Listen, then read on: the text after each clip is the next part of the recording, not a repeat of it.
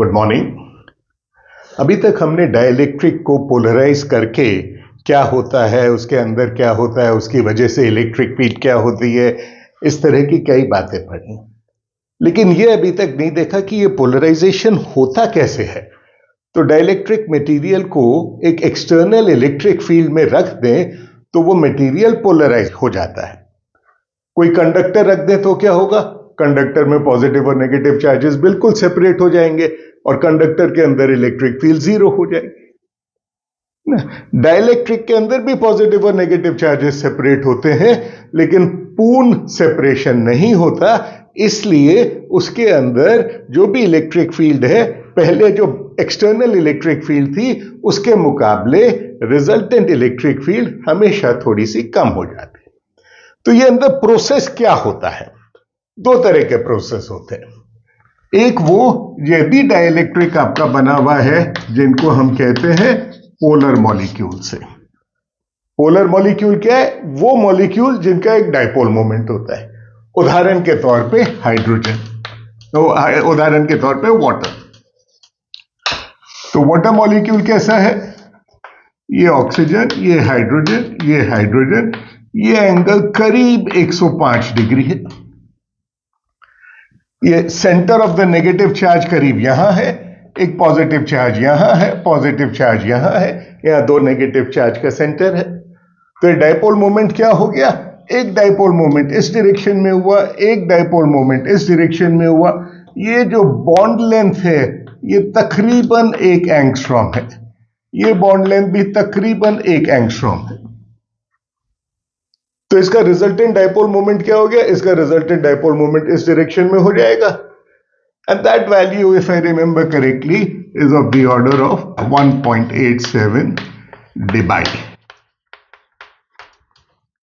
और एक डिबाई क्या है, 1 debye is a measure of dipole moment, and that is equal to 3.3 into 10 to the power of -30 coulomb metre. तो क्या ये डाइपोल मोमेंट ज्यादा है या कम है, ये बहुत ज्यादा है। अभी किसी और से कंपेयर करेंगे तब मालूम चलेगा। ज्यादा और कम का मतलब तो सिर्फ किसी के कंपैरिजन में है। अब यदि हमने पानी लिया और पानी डाइलेक्ट्रिक है, तो पानी के अलग अलग जो मॉलिक्यूल्स हैं, उन मॉलिक्यूल्स का सबका डाइपोल मोमेंट अलग अलग रैंडम डायरेक्शन में होगा। कोई इधर है, कोई इधर है, कोई इधर है, कोई इधर है। एंड एवरेज ओवर बहुत सारे molecules, resultant dipole moment zero है। अब आपने क्या किया, एक यूनिफॉर्म इलेक्ट्रिक फील्ड लगा दी यहां पर। यहां पहले डाइपोल एक इधर था, माइनस प्लस व्हाटएवर डायरेक्शन। तो इस इलेक्ट्रिक फील्ड की वजह से उस डाइपोल मोमेंट पर क्या होगा, ये देखिए साहब, ये एग्जैजरेटेड करके बड़ा डाइपोल मोमेंट बना दिया हमने, जिसके बीच की दूरी, नेगेटिव और पॉजिटिव चार्जेस के बीच की दूरी a है। ये चार्ज प्लस q है, ये माइनस q है। यहां एक फोर्स लगेगा, यहां एक फोर्स लगेगा इस इलेक्ट्रिक फील्ड की वजह से। तो ये फोर्स हो गया QE, ये हो गया QE in the opposite direction. तो यदि मैं इस एक्सिस के अबाउट या इस पॉइंट के अबाउट टॉर्क कैलकुलेट करूं, तो वो टॉर्क कितना हो जाएगा, theta is the angle between dipole moment और इलेक्ट्रिक फील्ड के बीच का एंगल है। तो टॉर्क हो जाएगा a/2, ये डिस्टेंस, इंटू फोर्स। इसी प्रकार a/2 इंटू फोर्स, दोनों का नेगेटिव साइन। रिजल्टेंट कितना हो गया, AQE sin theta. So this is the resultant torque. So we write this as P cross E is the torque due to electric field on a dipole. तो हम ये मान के चल रहे हैं कि इलेक्ट्रिक फील्ड यहां पर यूनिफॉर्म है, इन द सेंस यहां पर और यहां पर डाइपोल के डिमेंशंस के ऊपर इलेक्ट्रिक फील्ड वेरी नहीं कर रही।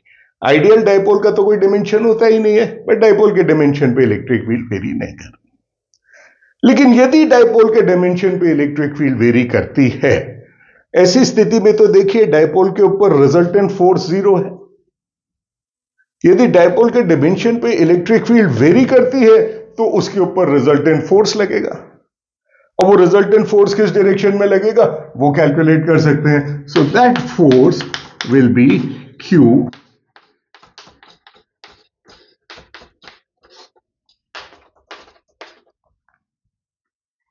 यहां E प्लस क्या है, E plus is electric field at positive charge, यानी ये मेरा कोई डायपोल है, ये प्लस माइनस, यहां इलेक्ट्रिक फील्ड को मैंने कह दिया E प्लस है, यहां इलेक्ट्रिक फील्ड को मैंने कह दिया E माइनस है। इलेक्ट्रिक फील्ड इसी डायरेक्शन में, लेकिन फोर्स इस डायरेक्शन में, और दिस इज Q। अब इस फोर्स को कैलकुलेट करने के लिए, डेल्टा ई कैलकुलेट करने के लिए, delta E in principle can depend upon, delta E is a vector, delta E की तो कोई वो डायरेक्शन नहीं है। So delta E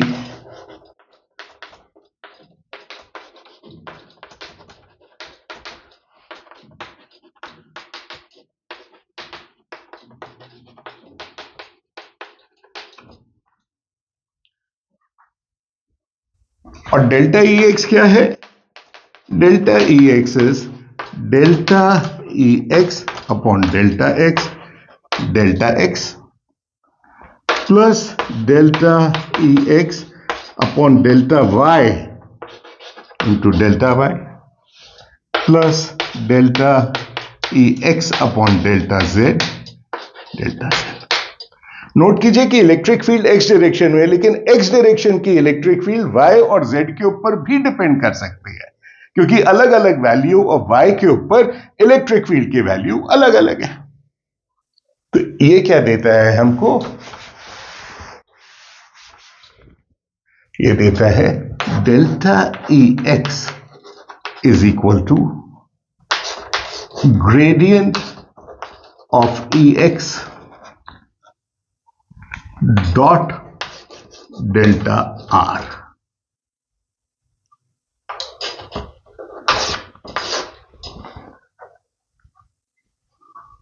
So this is this quantity. Identically हम डेल्टा ई वाई और डेल्टा डी जेड के लिए भी कर सकते हैं। उन सबको यहां पर सब्स्टिट्यूट कर दिया, और उन सबको यहां पर सब्स्टिट्यूट कर दिया तो हमारे पास ये डेल्टा ई एक्स की वैल्यू के लिए, this I can write as delta R dot EX. Similarly for EY and EZ, as a result, I can write delta E is equal to delta R dot E. और delta R क्या है, delta R छोटा सा distance लिया है, छोटा सा distance मतलब हमारे केस में वो डायपोल मोमेंट के, सॉरी, पॉजिटिव और नेगेटिव चार्ज के बीच का distance d. As a result force is q delta E which is Q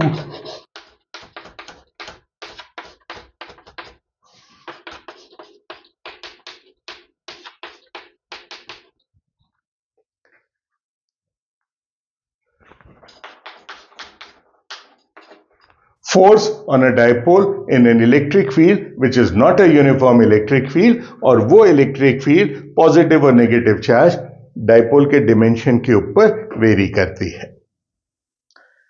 तो मे भी उसको फिर बाद में कभी काम मिलेंगे, अभी तो चूंकि ये टॉर्क की बात की इसलिए इसके ऊपर फोर्स की भी बात करनी।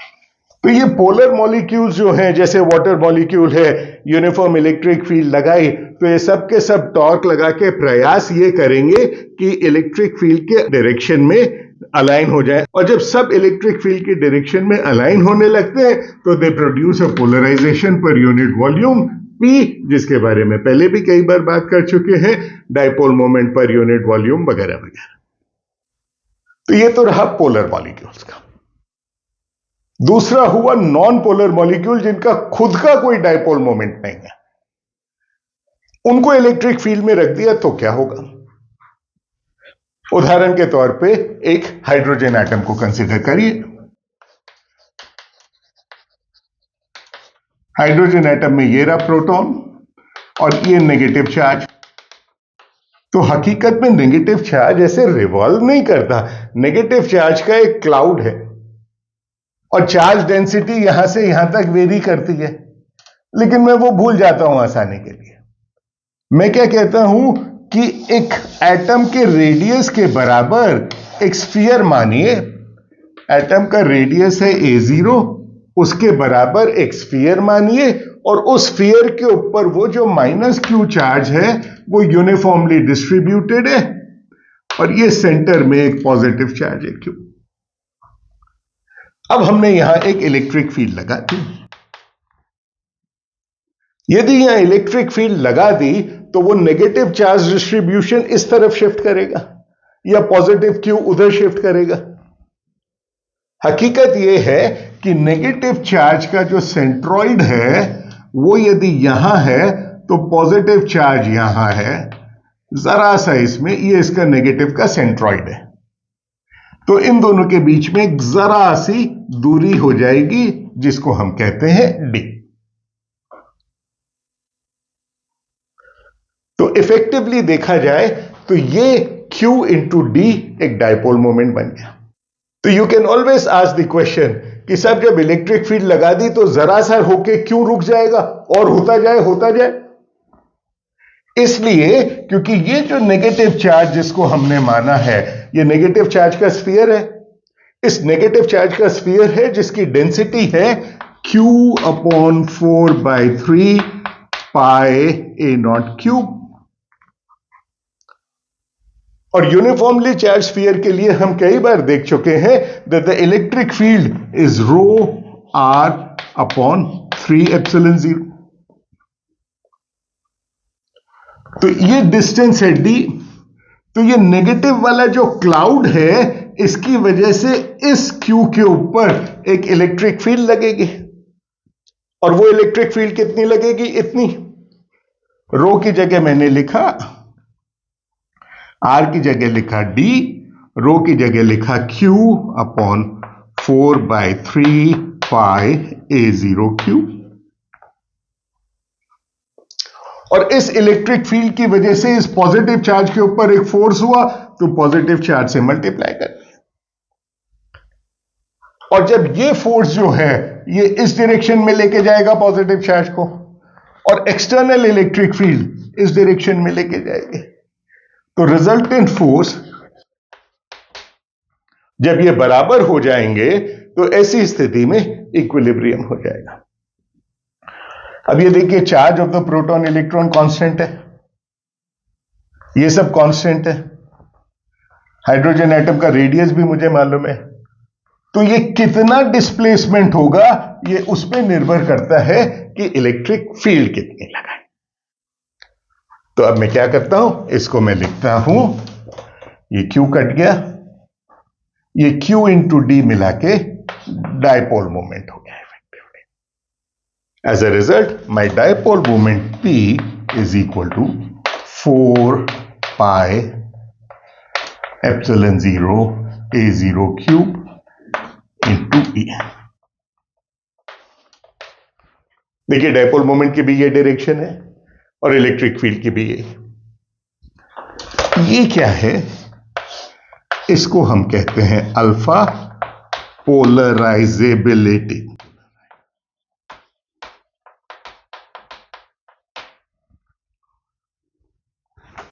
तो हाइड्रोजन एटम के लिए यदि मैं ये कैलकुलेट करूं पोलराइजेबिलिटी, तो जनरली क्या होता है, अल्फा को हमने लिखा है alpha is equal to 4 pi epsilon 0 एक क्यूब।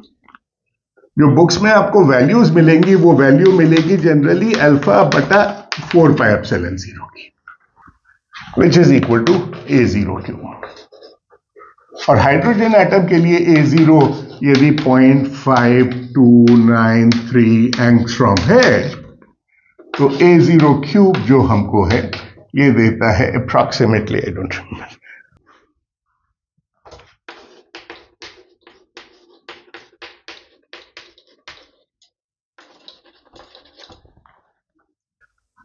और ये तो हमारी ये आसान सी फिजिक्स से ये वैल्यू आई। एक्सपेरिमेंटल वैल्यू जो है, जब लोगों ने एक्सपेरिमेंट करके नापी तो वो वैल्यू आती है अल्फा अपॉन 4πε0 हाइड्रोजन एटम के लिए 0.67 इंस्टेड ऑफ 0.148 इंटू 10⁻⁻³ तो है ही। तो ये डिफरेंस क्यों है? ये डिफरेंस इसलिए है क्योंकि हमने बहुत आसान सी फिजिक्स यूज की है। ये भी मान लिया कि ये यूनिफॉर्म चार्ज डिस्ट्रीब्यूशन है, और यूनिफॉर्म चार्ज डिस्ट्रीब्यूशन के लिए की जगह यदि मैं एक्चुअल चार्ज डिस्ट्रीब्यूशन करूं तो कोई और वैल्यू आएगी। तो क्या वो वैल्यू वो भी यही आ जाएगी? द आंसर इज नो, वो इससे और भी ज्यादा अलग आती है ना। But this is only to get an order of magnitude, रफली स्पीकिंग ये आना चाहिए। तो यदि ये पोलराइजेबिलिटी है तो किसी भी डायपोल मोमेंट के लिए डी, ये इवेंचुअली मैं ये पता करना चाहता हूं ये डी है कितना। पोलराइजेबिलिटी की वैल्यू ये है, तो मैं ये पता करना चाहता हूं ये जो सेपरेशन है दोनों के बीच का, ये डी की वैल्यू कितनी है। ये तो देखा हमने कि डायपोल मोमेंट पी जो है Q into D, which will be alpha into E, and alpha is 4πε0 into 0.67 into 10⁻⁻³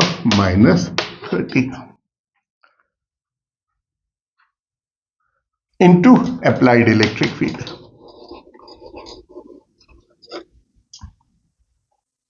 अब मान लीजिए आपने दो पैरेलल प्लेट्स ली, इसके अक्रॉस पोटेंशियल डिफरेंस लगा दिया 500 वोल्ट, दोनों के बीच की दूरी रखी 1 mm। तो इलेक्ट्रिक फील्ड कितनी हुई?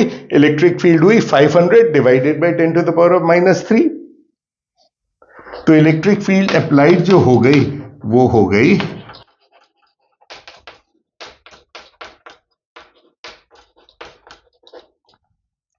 क्या ये ज्यादा है कम है? हम ये जानते हैं कि एयर का ब्रेकडाउन हो जाता है, जिसको कहते हैं ना डाइलेक्ट्रिक ब्रेकडाउन, कि यदि 10⁻³ इंटू 10⁻⁶ वोल्ट पर मीटर से ज्यादा है, जिसको कि डाइलेक्ट्रिक स्ट्रेंथ कहते हैं, तो वो स्पार्किंग होने लगेगी। तो हमारा तो उससे कम है लेकिन उसी ऑर्डर का है, इससे बहुत ज्यादा कर भी नहीं सकते हम। ये सब्स्टिट्यूट करें वहां पर तो उससे डी की वैल्यू निकालनी है। लेट्स सी क्या आती। So you put D is equal to 4πε0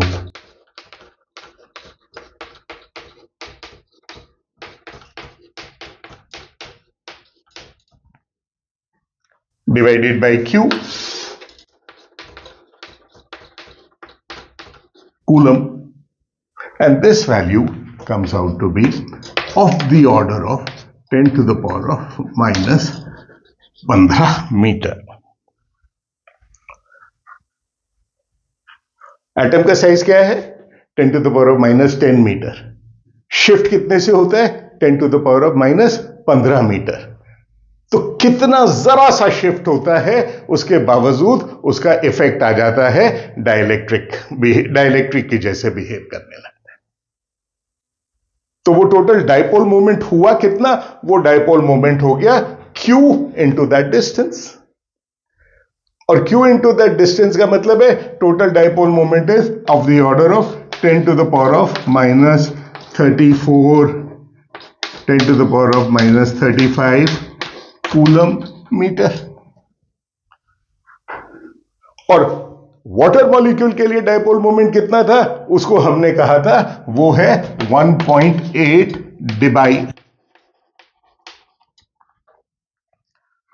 और हाइड्रोजन एटम को इतनी स्ट्रॉन्ग इलेक्ट्रिक फील्ड में रख देते हैं तो उसका डाइपोल मोमेंट कितना बनता है? उसका डाइपोल मोमेंट बनेगा of the order of 10⁻⁻4 Debye.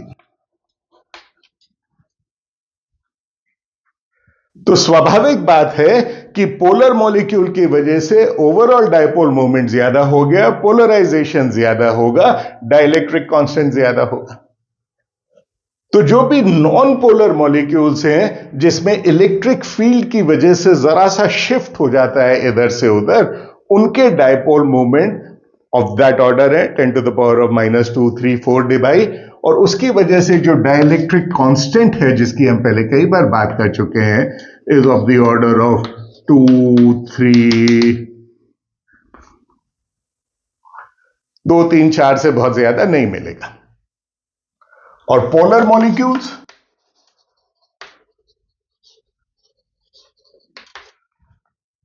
For instance water, K of,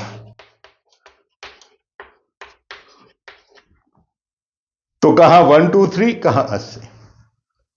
तो एक छोटी सी इंटरेस्टिंग बात जो कभी ना कभी केमिस्ट्री में पढ़ी होगी, पानी का डाइलेक्ट्रिक कांस्टेंट इतना ज्यादा है, मतलब दो चार्ज पार्टिकल के बीच में जो फोर्स है वो फोर्स इस फैक्टर से कम हो गया, क्योंकि 1/4πk आ जाएगा। विच मीन्स पानी के अंदर जितने भी आयंस हैं, सोडियम क्लोराइड है, वो सोडियम और क्लोरीन एक दूसरे को अट्रैक्ट करते हैं, उनका फोर्स ऑफ अट्रैक्शन कम हो जाएगा, इसलिए सोडियम अलग हो जाएगा, क्लोरीन अलग हो जाएगा, इसलिए सोडियम क्लोराइड पानी में घुल जाता है। तो ये डायपोल मोमेंट करता क्या है पानी का? पानी का डायपोल मोमेंट इस तरह के सॉलिड्स को पानी में डिसॉल्व करता है। सिमिलरली ब्लड के अंदर हेमोग्लोबिन का जो डायपोल मोमेंट है वो करीब 300-400 है।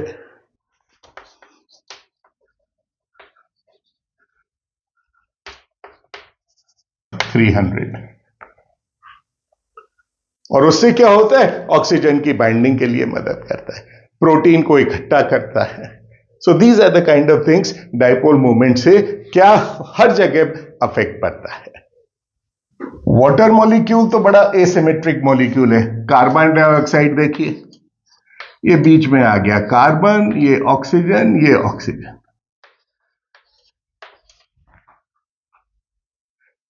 जब ये कार्बन डाइऑक्साइड बन जाता है, कार्बन के ऊपर रेसिडुअल पॉजिटिव चार्ज है, ये नेगेटिव चार्ज है, ये नेगेटिव चार्ज। इसका डायपोल मोमेंट हुआ इधर, इसका डायपोल मोमेंट इधर, तो रिजल्टेंट डायपोल मोमेंट कितना हुआ?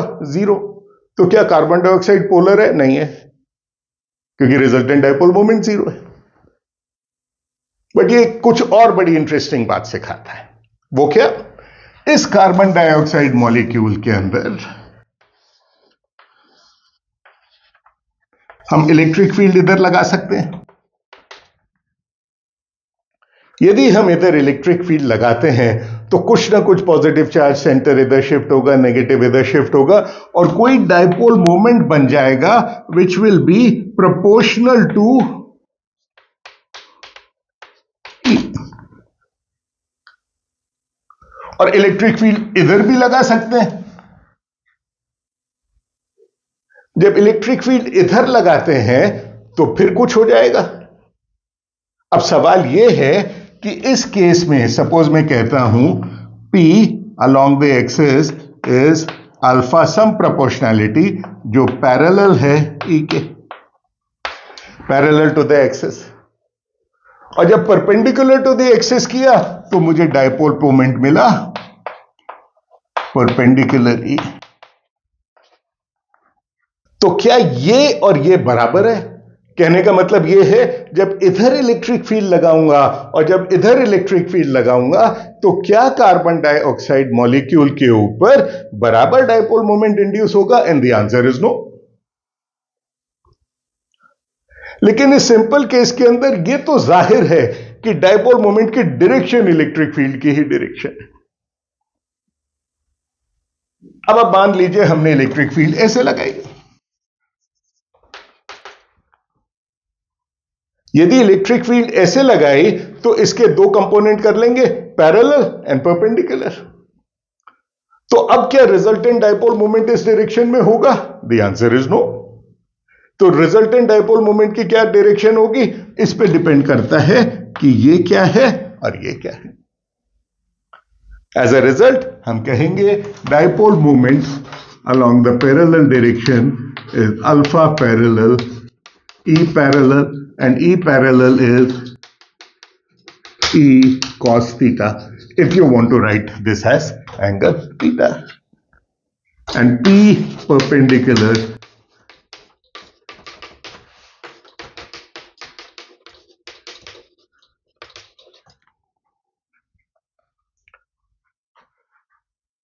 स्वाभाविक है कि जो टेंजेंट थीटा ई परपेंडिकुलर बटा ई पैरेलल है, P perpendicular upon P parallel वो एंगल नहीं होगा, विच मीन्स डायपोल मोमेंट की ये डायरेक्शन हो सकती है, विच मीन्स डायपोल मोमेंट की डायरेक्शन इलेक्ट्रिक फील्ड से अलग है, विच मीन्स मैं एक जनरल रिलेशन नहीं लिख सकता, तो वो कुछ स्पेशल केसेस में ही लिख सकता हूं। तो अभी क्या करें, यदि नहीं लिख सकता तो इफेक्टिवली माने ये हुआ कि इसके कंपोनेंट्स लिखने पड़ेंगे। तो dipole moment in the x direction is equal to alpha, ये एक्स, ये electric field x plus alpha, x component of dipole moment, y component of electric field plus alpha x component. इसी प्रकार P Y जो होगा वो किस पे निर्भर करेगा, अल्फा वाई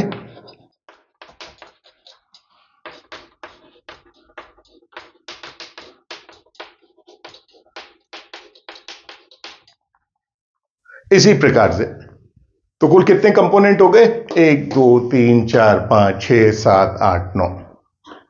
तो ये जो 9 कंपोनेंट्स हैं इनको हम कहते हैं पोलराइजेबिलिटी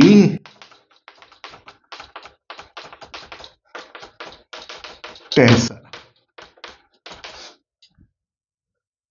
तो आप कह सकते हो सर आप ऐसे क्यों कर रहे हो, आप सीधे सीधे इलेक्ट्रिक फील्ड यहां या यहां क्यों नहीं लगा सकते। अरे बाबा, मैं तो इलेक्ट्रिक फील्ड एक ही डायरेक्शन में लगाऊंगा, अंदर जो कार्बन डाइऑक्साइड का मॉलिक्यूल है वो किस डायरेक्शन में उसकी एक्सिस है वो थोड़ी मालूम है मुझे। तो P और E के बीच का एंगल क्या होगा, डोंट नो। ये कंपोनेंट्स की वैल्यू कौन डिसाइड करेगा, ये कंपोनेंट्स की वैल्यू वो डिसाइड करेगा जो मैं मेरी एक्सिस चूज करता हूं। तो यानी एक्सिस के ऊपर P और E के बीच का संबंध बदल जाएगा, ये मैथमेटिकल संबंध बदल जाएगा। इलेक्ट्रिक फील्ड एक रियल क्वांटिटी है, वो मैंने जो लगा दी वही रहेगी। मॉलिक्यूल के ऊपर डायपोल मोमेंट इंड्यूस हुआ वो भी वही रहेगा। अब वो डायपोल मोमेंट और इलेक्ट्रिक फील्ड एक दूसरे से कैसे रिलेटेड हैं, वो इस अल्फा से रिलेटेड है। अल्फा की वैल्यू क्या होगी, ये मेरे एक्सिस के ऊपर डिपेंड करता है। अल्फा की वैल्यू क्या होगी, वो मेरे एक्सिस पे डिपेंड करता है। तो 3 डिमेंशन में थोड़ी सी मेहनत ज्यादा लग जाती है, इसको 2 डिमेंशन में करें तो मैं थोड़ा सा करके छोड़ देता हूं। यदि आपका इंटरेस्ट है, बड़ा मजा आएगा करने में, आप देखेंगे एक नई चीज सीखेंगे इससे कि टेंसर कैसे ट्रांसफॉर्म करता है। तो हमने क्या किया, हमने कहा ये एक एक्सिस ली, एक्स वाई, और फिर एक एक्स प्राइम वाई प्राइम, ये एंगल थीटा है। मान लीजिए मेरे पास 2 वेक्टर हैं, एक वेक्टर है मेरा P और दूसरा वेक्टर है E। तो पहले वाले कोऑर्डिनेट फ्रेम में Px was P cos theta and Py is P sin theta। लेकिन जब रोटेट कर दिया तो रोटेट करने के बाद I will write Px dash is equal to Px cos theta plus Py sin theta.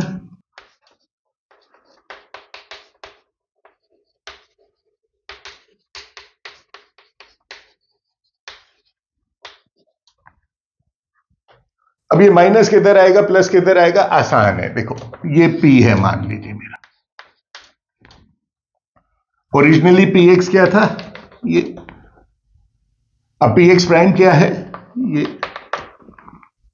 यानी Px प्राइम इस Px का यहां कंपोनेंट लिया और उसमें कुछ जोड़ दिया, कितना जोड़ा, P Y sine theta.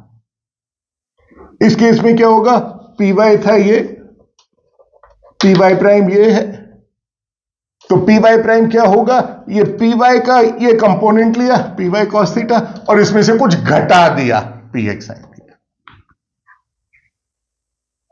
Identical equations आएंगे हमारे पास, E X prime is equal to E X cos theta plus E Y sine theta.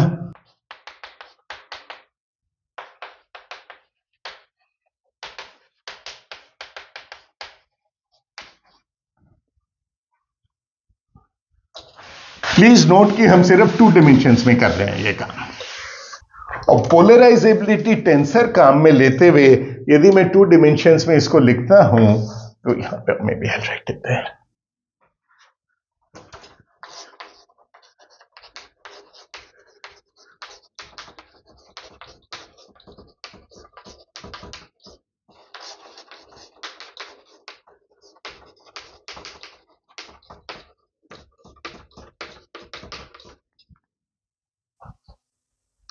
Identically,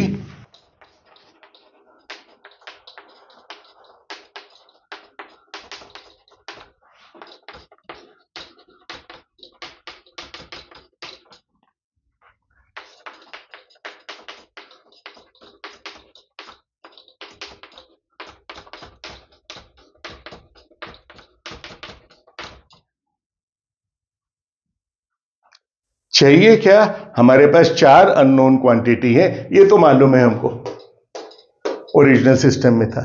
अब रोटेट कर दिया तो नए बन गए ये जो नए पुराने के ऊपर कैसे डिपेंड करेंगे ये पता करना चाहते हैं।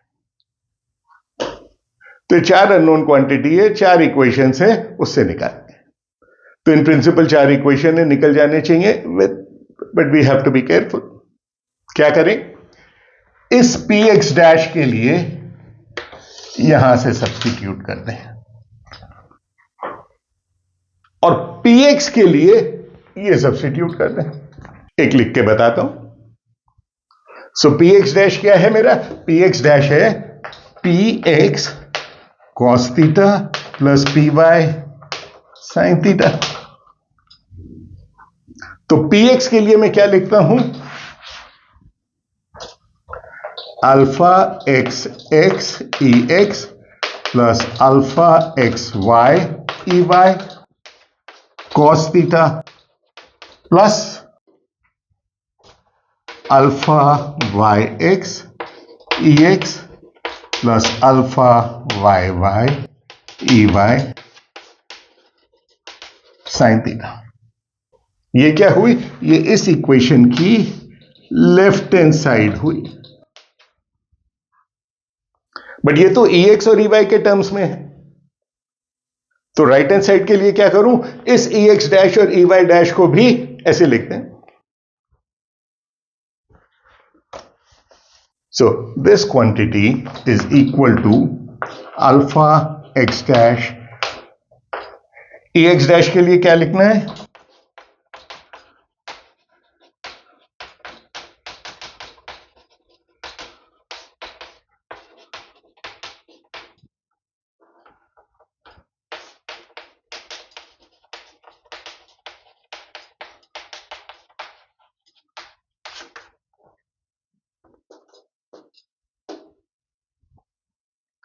now this holds true always and if this holds true always तो मैं क्या कर सकता हूं, मेरी लाइफ आसान करने के लिए थोड़ा सा मैं कह देता हूं ई वाई बराबर 0 है।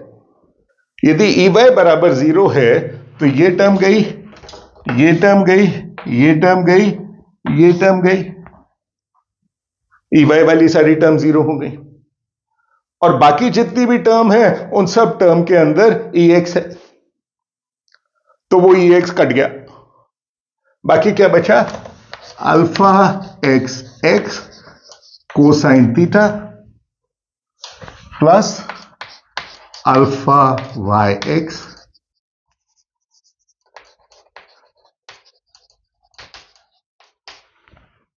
Is equal to alpha x prime cos theta plus minus alpha x prime y prime sine theta.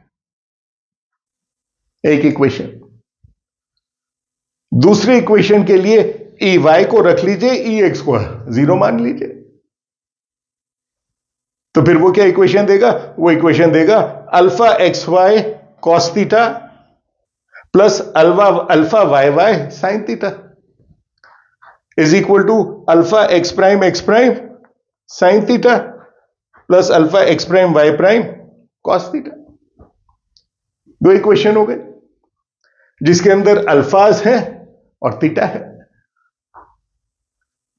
तो ये इसमें सब्स्टिट्यूट किया था, अब इसमें सब्स्टिट्यूट कर दो, फिर दो इक्वेशन आ जाएंगे।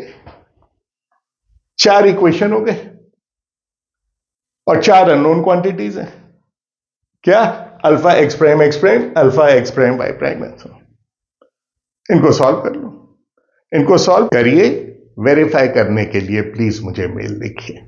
मेरा मेल एड्रेस कई बार लिख चुका हूं मैं, फिर लिख देता हूं raniwala.physics